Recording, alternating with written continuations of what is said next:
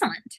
So, one of our first off, good morning, everyone. Happy Giving Tuesday, and welcome to Tectonica's first Giving Tuesday open house.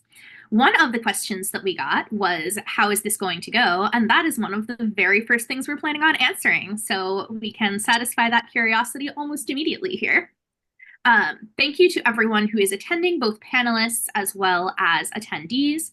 This is an open house composed of two one-hour components. The first hour is going to be a panel discussion. We have several lovely panelists here who are involved with our organization in a wide variety of different ways. And then the second hour is going to be kind of an open office hours where staff and volunteers and other people, kind of as they're available, will each be stationed in a breakout room, and attendees who have questions about the organization will be directed to an appropriate breakout room so that they can ask those questions. I will be kind of running air traffic control for that second part. But first, we are going to have our panel. Our panel will be moderated by Daaimah Tibrey, who is both a Techtonica graduate and a Techtonica staff member. And I am very excited for us to all experience her incredible energy as she facilitates this discussion, where we will have graduate Nia Wright, graduate Rachel Greenwood, CEO Michelle Glauser, as well as board member Marisabel Agosto sharing with us about their involvement with Techtonica. A little bit of an intro.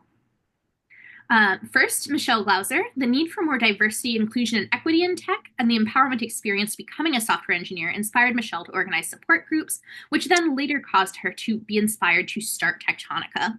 Michelle has also worked as a developer advocate and loves biking, reading, making and eating cookies, and going on walks with her fluffy dog, who, fun fact, shares my name. Next up, Nia Wright. With a Bachelor of Arts in Spanish and a minor in Japanese, Nia always gravitates towards learning the unfamiliar. She studied abroad in both Argentina and Japan to further develop her language skills, and through these experiences, she came closer to the goal of fluency, while also indirectly gaining cultural competency, quick adaptability, and the confidence to tackle new unfamiliar situations. That confidence, adaptability, and competency are all characteristics that she now brings as she enters a software engineering role for the first time. Nia has graduated just a couple weeks ago from Techtonica's H2 2024 cohort, so congratulations to Nia as you are embarking on this new journey. She says she's still learning, but her code continues to improve, and as a front-end web developer, she is confident to learn new code and adapt to new situations. Marisabel Agosto currently serves as the VP of Strategic Partnerships at Sequoia, a leading SaaS provider of compensation and benefits tooling. She has over 10 years of experience working in tech in the Bay Area, holding positions at the intersection of growth, marketing, and product. She also, fairly uniquely, was the person who attended a nonprofit summit for Techtonica this summer, and we began the very earliest stages of planning for today's Giving Tuesday events, I think, first week at the organization. So thank you, Marisabel, for your continued generosity with your time and your skills. Rachel Greenwood is a full-stack software engineer and Techtonica graduate who has now been out of the program for a couple of years working in web development. She currently works on the development of PlayStation.com and the delivery of internal and consumer-facing web applications. She contributes to the entire software development lifecycle, including analysis and implementation, testing, and deployment of applications. With that, I'm going to turn this over to Daaimah Tibrey to kick us off with the panel. Thank you, Daaimah. Thank you, Maggie. All right, y'all. We got some wonderful conversation ahead of us. I'd love to hear from Michelle just to get us started on all things Techtonica. Where did you even get this idea of Techtonica? Ooh, it was one of those ideas that formed over several years and had a lot of different iterations. Basically, I attended a coding boot camp when it was a brand new concept, and it was so empowering. I tripled my income a couple of weeks after graduating, and it was just so creative and interesting. And I thought, wow, I want to help other people do this, especially when I realized how much diversity and inclusion was lacking in the software engineering field. And so I initially was like, maybe I could form like a scholarship and people could use this scholarship to attend whatever coding bootcamp they want. But every time I looked at different programs, I realized there were a lot of barriers that they weren't really addressing, and they didn't even really want to address. I spoke with a few and made suggestions, um, but they just weren't really interested. And it seemed to me like tuition was becoming prohibitively expensive, and students were expected to have the most expensive laptop out there. Um, and they were supposed to quit their jobs, but somehow still pay rent. And I just felt like the programs weren't really safe for parents and people who are generally underestimated in the industry. So, yeah. And then I also spoke to so many coding bootcamp graduates who said that it took them 6 months or more to find jobs. And I just kept thinking, there's got to be a better way to do this. And eventually um, landed on there needs to be a full-time program that deals with these barriers and that utilizes companies' funding to sponsor participation in the program. Um, so that is where it came to, but it wasn't until I did the I Look Like an Engineer ad campaign that I realized not just that someone should do this, but that I had the community and I had the ability to do it. So um, that is when I started Techtonica. Wow. Thank you for sharing that story. That helps so much for those out there that are still wanting to know that context. I'd love to hear from the others on the panel here. How did y'all find out about Techtonica? How did you learn? Maybe let's start with Nia. That's my first square on the screen. Yeah, so actually I had been a part of like another smaller like coding challenge thing online, and I had finished that little like online boot camp. And then afterward, I found that it was still difficult to get a job from that just because I didn't have any formal experience. So I started going to like different tech conventions online. I went to a tech convention called Black is Tech, and I met with I yeah, I met with a sponsorships lead at the time and got familiar with the program. And then from there, they were actually in my city, so I got to meet up with them and speak with them more about the program. Saw that this was a great opportunity, and then I applied, and now here I am. Wow.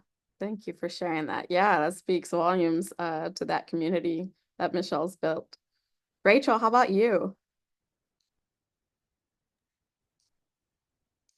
I am So unable. I actually found it on Reddit, There you which is go. kind of embarrassing to admit. I was just sort of, oh, sorry. Um, so I was just sort of browsing these tech forums because after graduating university, I was teaching myself. I knew that was what I wanted to do, but I didn't really know like how to get there. And at first, I was actually very wary of boot camps. A lot of them seemed kind of, there were the scammy ones, but there were also the ones that would just sort of take your money and then spit you out after, and then you would be sort of stranded trying to get a job. So I didn't really trust boot camps, but I saw so many people talking about this one in such a, like they weren't just giving reviews, they were talking about how it changed their personal lives. And so I just had a very good feeling about it and I bookmarked it. And then a couple months later, I was at the point in teaching myself to code where I couldn't get help on the internet as much because the questions I was having were becoming increasingly more complex. And it was really difficult to not have a support system of people who actually understand what it's like to learn to code by yourself. So I was looking through the boot camps again. I thought, oh, it's time to bite the bullet. And then I looked into Techtonica again. I found that bookmark. And I went to one of their study sessions. And I just had a really good feeling. It was like everything clicked into place. And I could tell that the people in the chat really cared about giving people an education and they weren't trying to take my money. It was free. So everything just sort of fell into place and I applied and it was great. Great 6 months.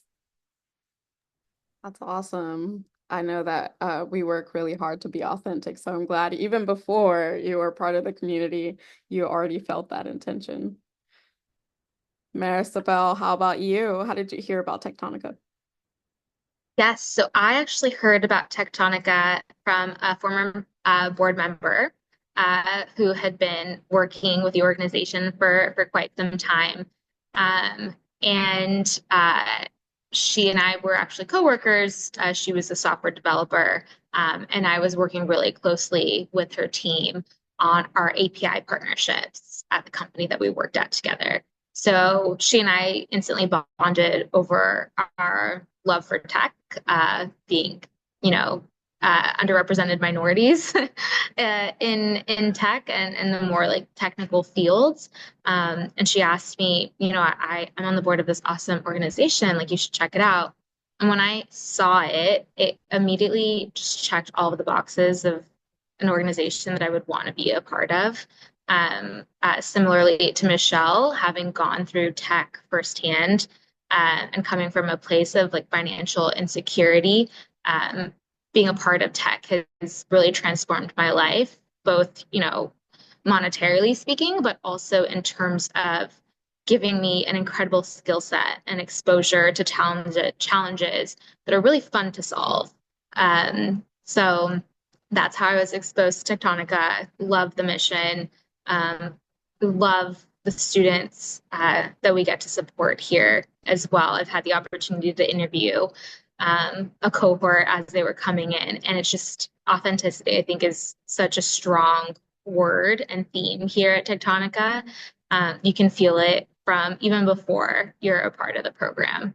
So really, really happy to be here and continue to support the organization. Thank you, everyone. I love to hear the different ways that Techtonica has kind of echoed through our different communities and really, really touched us on different ways. Let's talk a little bit more about the program itself, y'all. Let's get into it. Rachel, can you tell us a little bit about your experience in the program?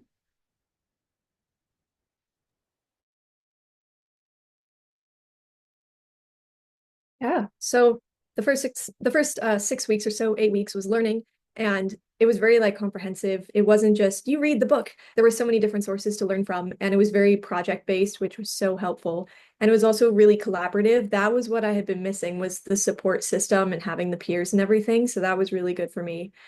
Solving the coding challenges together, showing off each other's projects. And then it moved into less learning, more projects, more interview based learning. And it was sort of gearing us towards being in an actual work environment rather than just sort of studying theory like you would in a lot of universities. And that was really useful because they would also teach the soft skills. They would teach like how to navigate the workplace, especially for some of the younger people, the people who don't have experience working in corporate. That was really helpful. So by the end, I was actually very well prepared. I went in, it was still overwhelming, but I kind of knew what to do because it is structured, kind of like a work day in tech where you have the stand up and everything. And so that was really helpful. But my favorite part was definitely the group, all the support you have. And it's not just from your peers and the teachers. They have the volunteers, you're matched with a mentor or two mentors. And that was one of my favorite parts, was having a mentor who actually worked in the industry and would like help set me up with contacts and would talk to me about working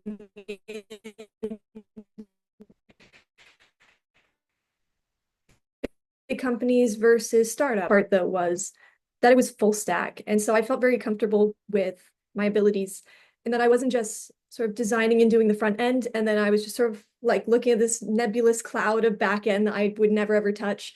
Learning the full stack made me feel so much more confident because even though I only work in the back end now, I understand what's going on at the front end. And it would have been vice versa if I'd gone in front end. There isn't really I do my job and I don't look anywhere else because I don't want to know because it's scary.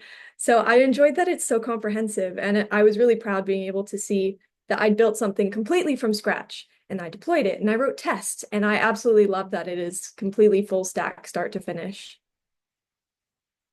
Wow, thank you for sharing, Rachel. I'd love to kind of pick Nia's brain kind of as a follow-up there. I want to hear about, how do you think the program's changed over time? Was your experience mostly like Rachel's? Were there any differences that you feel that you can speak to? So it was much of the same in the layout of You're kind of just building up your skills in the beginning, and then towards the end, you're working on a big project, a final project. Um, Also, I can speak towards um, the one of the best parts of the cohort definitely being like the community that you get from it. I think I notice like every week on a Friday, we'll usually talk about like we'll kind of reflect on the week. And a lot of the responses of people in my cohort, the thing that they were grateful for was the cohort, staff, community. Um, so I think that also speaks volumes that that was something week by week we were all very grateful for. Um, yeah, in terms of differences, it is still an accelerated program. So definitely it had there was a lot of times where you have to like really buckle down, like head in the computer, work hard. But yeah. Thank you, Nia. I am gonna throw a follow-up at you. I know that you're going into placement soon. How would you say the program has you feeling about that upcoming placement? So I am getting placed at Sony with a QA team, and I am very excited about this opportunity. I feel pretty prepared. I feel well prepared. I think there's obviously nerves that go into it, but meeting with the manager, I just got really good feelings. I feel like I'm going to be well supported, which was something that I was really looking forward to or looking for. So I feel very excited about it. And I do feel like I have what I need to go into this and do well. Thank you for sharing.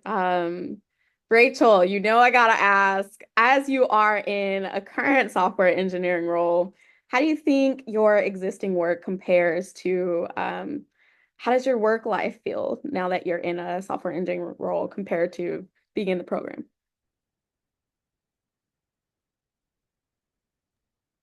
That's a good question. It is very similar. The structure is very similar. I feel a lot less stressed now that it's not learning all the time, and the program is very intense. But it's been so worth it because now I feel like I understand how to teach myself things now, so it's a lot less stressful now that I've been almost a year at PlayStation. And I think the biggest difference for me was how big everything was. Our code base at PlayStation is huge, and that was very different from working on my personal projects. But I do feel like in Techtonica, the collaborative aspect of critiquing each other's work, doing group projects, that sort of thing, that was sort of a good ramp up to all of these, PRs and everybody's working on them together. That sort of thing could have been a lot more overwhelming if not for that. But my day-to-day is actually very similar. The meetings are set up very similarly. The learning process is somewhat similar as well. There's a lot less code challenges, and for that I am grateful. Thank you for sharing. Yes, yes. Code challenges in a different form is always welcomed. I hear you. Michelle, how do you feel the program has evolved over time? And what do you think is going to be different for the upcoming cohorts? Oh, wow. Honestly, one of the most rewarding things about working on Techtonica is that each cohort we get to take feedback and iterate. And so there have been a million small changes over time. And I'm sure if we spoke to someone from one of the earlier cohorts, they could probably speak better to this. In fact, Daaimah, I think you could probably answer this question better than I could. But generally, I'll say that the network has grown. It's so much bigger than it was initially. When we started, I literally made a Facebook group called Techtonica Squad, and it was like 30 people who liked what I was doing and wanted to help. But now we have hundreds of people who are interested and supportive. So that has been really great. We've collected a lot of resources and developed our curriculum a lot over that time. We also are starting a new version of our program during the next cohort, and that's basically that we will have half returning graduates and half newer participants. And we haven't done that before, so that is exciting, and we are hoping it'll be a great new way to support participants, both the graduates and the newer participants. But I really would like to throw that question back to you, Daaimah, being as you were part of the program 5.5 years ago, and now here you are working at Techtonica.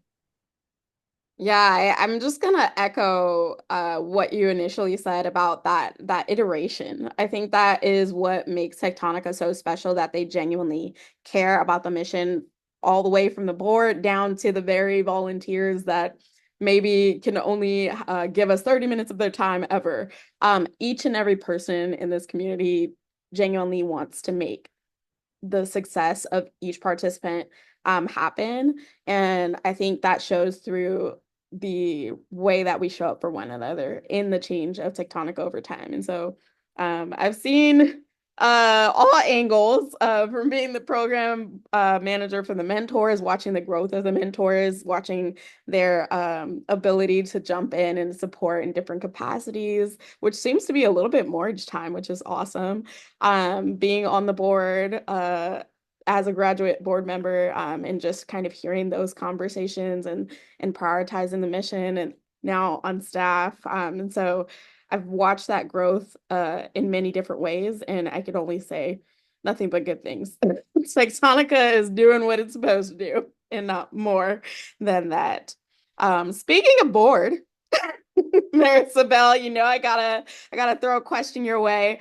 As a board member, you may not be touching the day-to-day of operations of the program, but you have seen several cohorts go through and graduate. I'm very curious about what that's been like for you. I mean, just hearing about Rachel's experience since then. I mean, she's already been at PlayStation for a year. I think that it's so rewarding to be able to like bear witness to that. Like I've done nothing. Like right? Like I've done nothing for that other than like share this with my network and help with people that are really interested in joining the organization.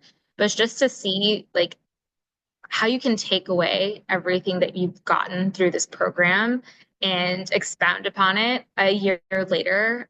That is amazing and makes me that much more motivated and committed to supporting Techtonica in any way I can. And then on the other side, being able to also be part of the application process for interested students, for prospective students. Like I see Rachel now, and I think of the people that I recently helped interview, and if I get to see them where she is right now, it'll be so worth it because we've got people who are doing it for love of coding, for love of themselves, right? Like giving themselves that opportunity. And so I feel very lucky to be part of like bearing witness to all of their progress and their development. It is truly humbling and inspiring. So I hope we get to see so many more people have success like Rachel with these next few cohorts as well. Ah, that was a beautiful answer. Thank you. I want to hear from all of y'all on the panel. I want to hear about how your involvement with Tectonica has affected the way that you approach work, show up for yourselves, show up for your organization. Who would like to take that first? I'll go back to back real quick. Going back to my experience interviewing for applicants, it really forces you to think about what's important, right? Like fundamentally, like what is important, and how are you helping yourself? And so I think that I think that for me, I've been in tech for 10 years now. And, there are days that you can take for granted that this is an amazing opportunity, right? And that you have access to all of these resources. Um, but being part of this program and helping people like break the door down to get involved here takes me back to where I was 10 years ago, very financially insecure, did not have a lot of people who I could lean on to be supportive for me in this field. I obviously had a very loving family, but not in tech. And and everything just seems so daunting and overwhelming. Like you just feel like there's no way that you can break into it. There's no way that you can catch up. What is catching up? Um, and it's just such a reminder every day to be very grateful for the opportunities that come your way and how to pay them back. So like even those students that are in the program right now, I hope that there is a feeling of like, as people say, like sending the elevator back down to continue the mission of Techtonica for more and more people. Um, I think it's just so helpful to stay grounded. And Techtonica really is that constant reminder every day that it doesn't matter where you are right now. It matters like what are the reps or the steps that you're putting in to get you to where you want to be. Um, and so much can change in your lifetime. Like truly, like I'm amazed every day of where I started to where I am today. But just put in the work. Just put in the work. Good things happen to good people and make those connections. Don't be shy about it. I think that's another thing that I've learned a lot here. Like you never know what the answer is going to be if you never ask. It's been so humbling and such a good reminder to work hard and be nice to people. That was fantastic. Do any of our other panelists want to follow up with anything they'd like to add to that answer? How's your involvement with Techtonica affected your approach to work? I can answer that. It's definitely affected me in a couple ways. The first, probably the biggest one, is that I have always really struggled with setting boundaries and like taking care of myself and that sort of thing, especially when it comes to work. I had no work-life boundaries whatsoever. It's why I could never be like a doctor or a therapist or something. It will never work. But Techtonica really helped me with that because it's not just teaching the soft skills, although they definitely do that as well. They specifically teach about like boundary setting, taking care of yourself, that sort of thing. But also just in general, the encouragement, because they really do care about you. They really are sort of like your friends. And so everybody's always hyping you up and making you realize that you can do a lot more than you think you can. And so it was really helpful for me to be able to set those professional boundaries and to know how to do that in a way that is professional. And it has been so freeing to not, put in 14-hour days just on a whim. Another thing that I thought was really helpful was that Techtonica, it really encourages you to help others as well, to give back and to get involved wherever you can. And I think for a lot of people who haven't really worked in corporate before, they kind of feel like I'm a cog in the machine and I don't think I can help very much from the low position I'm at. And people don't really need to hear what I have to say because I'm so junior. And that's actually not the case at all. I was really surprised to find out at PlayStation that they really are looking for your input everywhere. Everybody's ideas are taken into consideration. There's always ways to get involved. I was just a part of a marketing campaign and I did an interview with them and I had no idea that they would want to hear what I had to say, but they did. And I would never have gone for that sort of thing. I never would have even looked for those opportunities or thought, how could this be improved? How could I help out here? Before Techtonica, because Techtonica was always saying, why don't you help volunteer and teach the applicants some JavaScript? Or, you can always help update the curriculum. And I wrote an article helping applicants maneuver and build up their skills to get into the program. And it taught me how to find those opportunities, those little things that you can improve with your skills.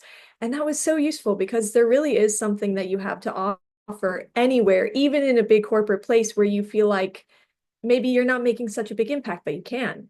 And Techtonica was really helpful for that. So that totally changed the word game for me as well. That was so beautiful. I love hearing, especially, of course, we know that you're going to go from 0 to 100 with the technical skills, but the non-technical core skills, shaping that involvement and that work, life balance. Oh, yes, I love to hear it because that is so necessary. Rachel, I'd like to go next. yes, let's hear it. Yes.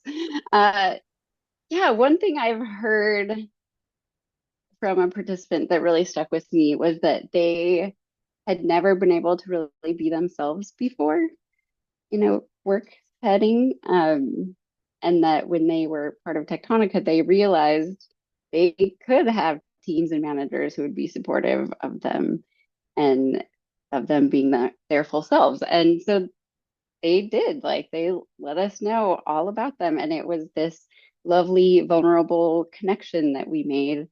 Um, and as they moved into a placement, they took that expectation with them and were able to advocate for themselves as needed. So uh, that's one thing that I am really happy to see people taking away from Techtonica. And for me personally, I feel like running Techtonica has helped me. I don't even know how to explain it. I guess become more of a manager who builds personal connections with people rather than just like task oriented all the time. Because when you're making a career transition like this and with the target audience and community that we have, it's so important to bring your full self and to bring your heart to the work. Um, and so it's made me a much more caring, flexible person. And obviously, I don't do this for me, but it's nice to look back and realize that just by virtue of being part of this community, I've learned and grown too. Thank you, Michelle. These answers are tugging on the heart. Heartstrings are being tugged. Nia, how about you? How has Techtonica program affected you personally? I would say one of the biggest things for me that I feel like I'm coming out of this with is a better, like more confidence in asking questions, being like unapologetic when I'm asking questions. Because sometimes, you feel like it's a stupid question that you're asking, but then you ask the question and then other people had the same question. So it's actually very helpful to ask the stupid questions. Um, so I'm taking that with me. I'm also taking with me like advocating for myself. I haven't really been in a position like this will be my first like corporate setting. So it's kind of hard to know how do you navigate that? How do you advocate for yourself in those situations? And with this, like we have these weekly feedback questions that we're asked where say if this happens, how do you address it? How would you go to your manager to address it? So that got me into the practice of how to word things in a way that's professional, but not also shying away and decreasing like your the impact that maybe the situation had on you, which I feel like is important um, to fully communicate that. So I feel like this helped me with my professional communication, I feel, which is something that you can't necessarily get without the experience. So I'm glad that this experience came with that. That's fantastic. Marisabel, I got a question for you. I know that you have to skedaddle on a few, so I got a hard hitter for you. What do you enjoy most about serving on Tectonica's board? And double question, if you have any suggestions for those that want to get involved, what is your advice? So I'd say the first thing uh, is that I can just come as I am to serve on Tectonica's board. I think as someone who is like constantly trying to please and make things better, you take for granted all the experience that you already bring with you and all the parts of you that you bring to the table that can be so helpful to people who come from different backgrounds or have different skill sets or different experiences.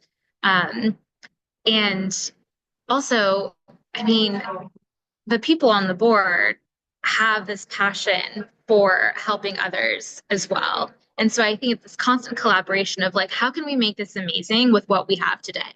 Like, how can we be creative? How can we be scrappy? Which I know is something that rings true, you know, in the work that the cohort does as well. But it just like it really is just like uh, uh, a labor of love. And I'm just so grateful that there's a space where I can contribute whatever experience or whatever perspectives that I have. Um, and then the second question, Daaimah, could you repeat it? Yes, if you have any advice for those that would like to get involved or are interested in being a part of Techtonica, what are your suggestions? Absolutely. So it's so great. Margaret and I actually talked about this right when they started because I attended the nonprofit marketing summit, and I think that oftentimes people think that they need to have disposable income to be able to give, or they need to have like endless time to give, or you know, they need to meet in person. But there's so many different ways to be a part of the organization. So whether that is, you know, attending like a 30-minute call, you know, meeting one of the students, or it's, you know, contributing like the smallest dollar amount, but just something to like keep in the loop with our progress. I think that the biggest thing that would really help Techtonica is knowing that there's an audience of people that are rooting everyone on. And so, you know, follow the social channels, get on the distribution list. We want to make sure that all the work that the students are doing, that the admin team is doing, that we have cheerleaders to help us further the mission as well. So it really, you know, giving can take so many different forms and so many different commitments. And so I would encourage everyone to first start by following along. And then we can see how we can grow our relationship from there. Well said. Thank you so much for speaking with us today, Marisabel. All righty, let's see. Who am I gonna pick on next? Michelle, I would love to hear from you. I want to know what changes have you seen in the industry overall since starting Techtonica? And then kind of as a follow-up, how is Techtonica responding to those changes? Yeah, honestly, Techtonica started at a time when a lot of people were really loudly calling out tech companies for their lack of diversity and inclusion. And many of those companies were responding by putting a lot of resources towards doing better at that. But with the pandemic and the economic turmoil of the last few years, people and companies have had other things on their minds, which has made finding sponsors for our participants tricky. So we have done the best we could. We have often had discussions about, is this still a need if companies aren't hiring junior engineers? But we still found there was a lot of interest, and we firmly believe that companies are going to get to that point again where they are more willing to hire juniors, and that if they don't now, there's going to be a shortage in the future. So we should be at least helping people get started on that pathway. And we've tried to adopt different ways to bring in funding and extra experience for our graduates through things like Techtonica Consulting. Yeah, so I think we kind of have just tried to roll with the punches and stretch our budget to do our very best. We also created a new program called the Speaker Program, which was created solely for grads who were laid off or underemployed, and then kind of adjusting how long our software engineering program has been and what we cover. I think everyone knows that the hot thing right now is AI. And so we felt like that was important to incorporate. And as things like that pop up, we try to make sure people have at least an introduction to those so that they can go into the industry with some knowledge that is useful. Does that answer the question? That does. Thank you. Okay. And yes, rolling with the punches. That's what I love about Techtonica. Able to adapt. Um, Nia and Rachel, how have we're kind of switching our hats here, talking about the program and now thinking through the people around the program that have gotten involved. Okay, so I'd love to hear from y'all too, Nia and Rachel. How have the volunteers affected your experience as a participant?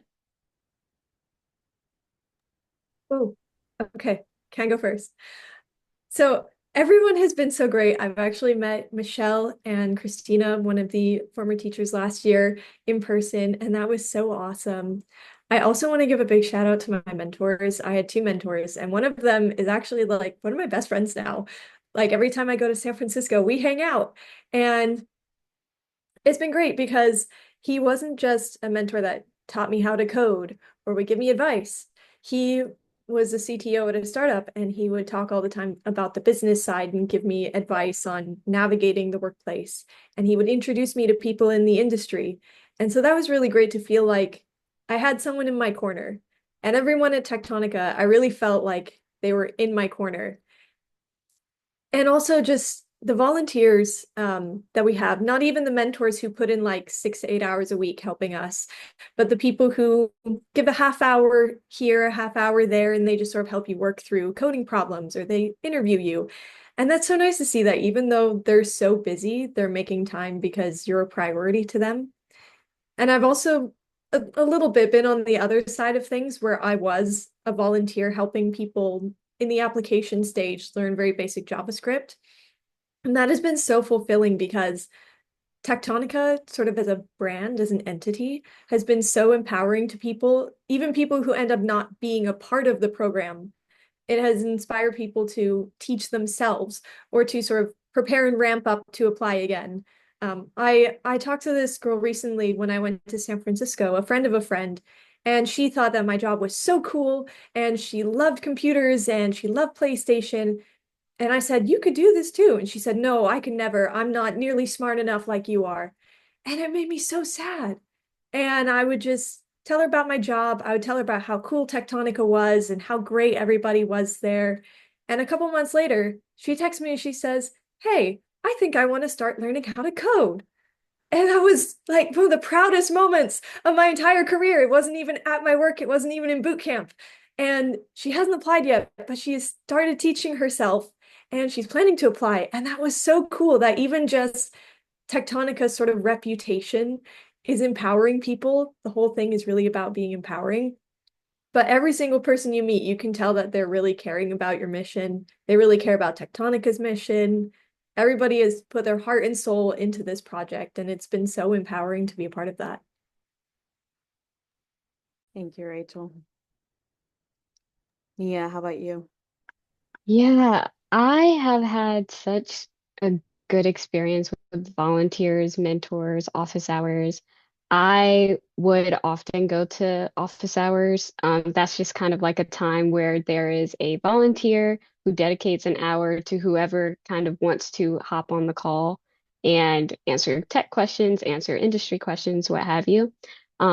Whenever I would hop on, I was just always met with an enthusiasm and like I would say a passion to help me, to get me to understand the thing. Um, to a point where sometimes even if I didn't meet with an office hour mentor, I knew that I could just message them and say, hey, there's this thing that I was working on. Um, what do you think about it? And even if they didn't necessarily have the time in that moment to answer my question, they would let me know when they would have time to answer that question. So I just always, it was always like an open pathway to talk to the volunteers. Even in, we have this resource channel called Tech Help where you can go on anytime and just ask a technical question. And usually I would get a response like in an hour. and somebody has dissected the whole problem. They're trying to get me to understand the problem, and we're talking through it.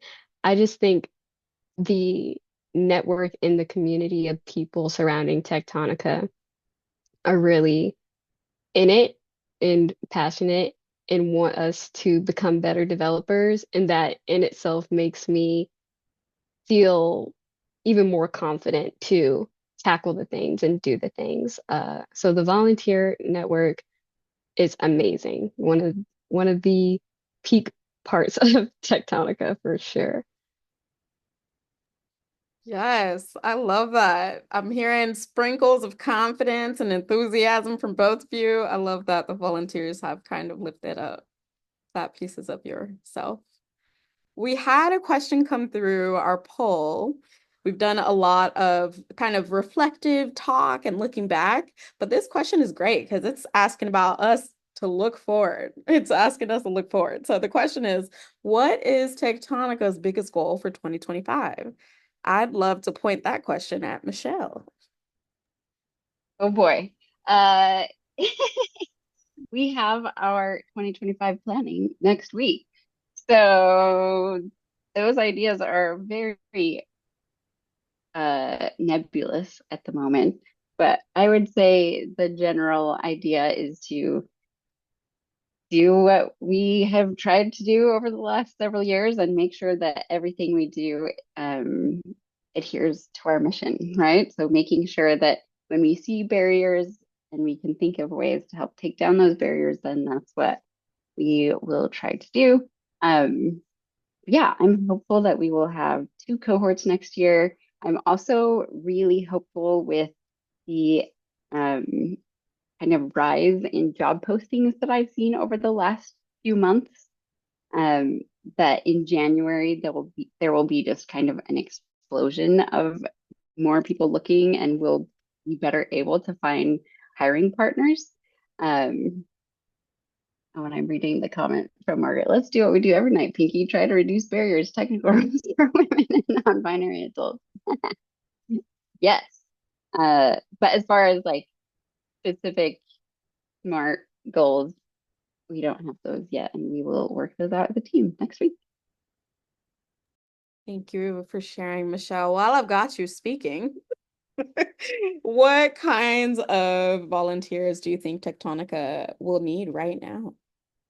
Ooh, yes, we always need volunteers. We specifically need 6 more software engineering mentors for our new incoming cohort. And you can find out all about that at techtonica.org/mentor. And then we have, for every cohort, we have volunteers who aren't specifically software engineering mentors for individuals in the cohort, but kind of offer office hours to help people when they get stuck or have questions or need to pair with someone in the middle of the week. So please reach out if that is something you could do. You could also fill out the mentor form and indicate that that is the kind of mentoring you would like to do. We also always need volunteers to help with our open source curriculum and website.